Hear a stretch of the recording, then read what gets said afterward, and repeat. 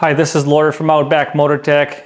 The aluminum panniers project we began about 4 years ago is finally coming to the end. The R&D has been done, testing has been done. We have made tremendous changes since the first version, and even just the version we tested 3 months ago has been changed. Not radically, but slightly. So let's look at the changes that we have recently implemented, and we think it's going to be the final change. So this is the version that we tested 3 months ago, and we found some features that would not work for us and therefore may not work for our customers either. So we have implemented changes. So what we have changed recently, but is still on this previous version that we tested, is we are not sure about the MOLLE panel at the moment. First, it's also a little bit too wide, and second, it's a little bit too sharp. So we may keep this in the future. We will continue testing it, but maybe something smaller. So please let us know if you think a MOLLE panel is a good idea or a good feature, and if you would end up using it.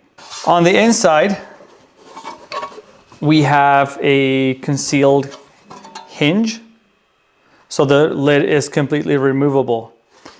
On this final version, we have an external one, so the lid is not currently removable. However, option B, lid permanently fixed, or latch on both ends, so the lid can be removed. We're not giving up on the idea of offering a divider wall, internal wall feature.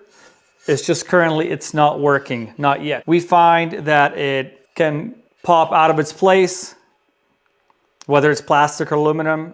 If it's aluminum, it can rattle. And the other thing is it has a fixed location. So if you want to separate something that's a little bit bigger than what the space can offer with the wall in place, then you will not have enough room.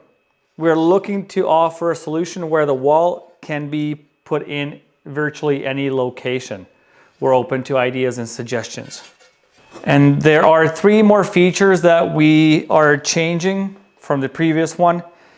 This is partial change. You can see the corner cap here.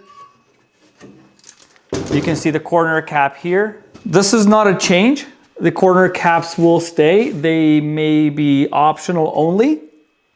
They're staying. However, on the previous version, we glued them on using super glue or Gorilla Glue, and that was fine. But if there's a hard impact, they can still pop off.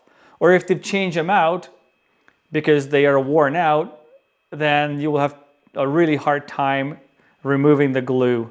So on this version, we put rivets through in many locations, and we find actually it's better because it sucks the corner caps in place much better. We also reduced the thickness of the corner caps. On the previous version, it was very thick, 5 or 6 millimeters, at least 5 millimeters thick plastic. And on this one, we have 3 millimeters, which seems plenty. Another change is the anchor points for straps or strap anchors. These are 3D printed, just like the corner caps are also 3D printed. We're going to test these, but they are very, very solid. So this could also be an optional feature. Ignore the holes. These boxes have been through a lot of modifications and changes. It's like a bit of a Frankenstein. On top of this, we could still have the MOLLE panels mounted if we wanted to go ahead with this feature in the future. The Moscow Moto mounting system, the Moscow Moto quick release mounting system. And this has been part of our plans and testing for about 2 years now or so. One thing we really wanted to find a solution for is how to lock the mounting system in place. Because when you buy this from Moscow Moto, you do have the speed pin back here. Formerly, it was back up here. If you have the speed pin, you have to put a padlock on it in order to lock this in place so the speed pin cannot be disengaged and then the panniers removed. The solution we came up with is a push pin style lock. that's located on the outside, and it has a housing built around it. Currently, this housing is also 3D printed, but this will be made out of metal, most likely aluminum in the future for the production version. And besides the housing, what we added is a frame around the speed pin, so the speed pin cannot be bent and then be pulled on and disengaged. So this frame around here, you can get in between with a flathead screwdriver or something like that. You won't be able to pry them apart far enough to disengage the pin from the lock and then pull this out. And we believe this is the one that's going to go into production very, very soon. So thank you again for watching this video. We're very stoked to finally release the aluminum panniers that we've been working on for so long.